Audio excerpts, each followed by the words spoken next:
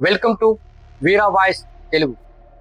11 ఏళ్ల చిన్నారి చేతుల్లో తుపాకు పట్టి నిజాం ప్రభుత్వాన్ని ఎదిరిస్తే, ఒక మహిళ పేరు చెప్తేనే దొరలు వణికిపోయే రోజులు ఉన్నాయంటే, భూమి కోసం, ముక్తి కోసం, వ్యక్తి చాకరీ ముక్తి కోసం తెలంగాణ మట్టిలో ప్రాణాలు అర్పించిన యోధురాలు, దొరలు ఎదుట తలవంచిన ధైర్యం, పీడిత ప్రజల కోసం మండిన అగ్ని.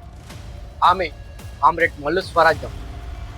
తుపాకీతో పోరాడింది, మాటతో ప్రజల చైతన్యపరిచింది, మాటతో వ్యవస్థ నిలదీసింది. భూస్వామ్య కుటుంబంలో పుట్టిన భూమి లేని పేదల పక్షాన నిలిచింది. అమ్మ అనే పుస్తకం స్వరాజ్య జీవితాన్ని మార్చేసింది.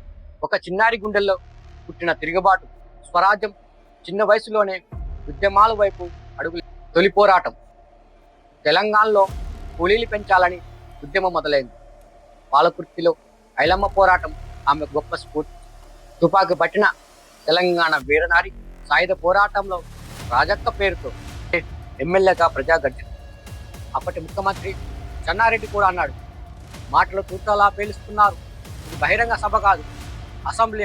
అడవుల్లో గెరిల్లాగా, అసెంబ్లీలో ప్రజానాయకురాలుగా చివరి శ్వాస వరకు ప్రజల కోసమే జీవించింది.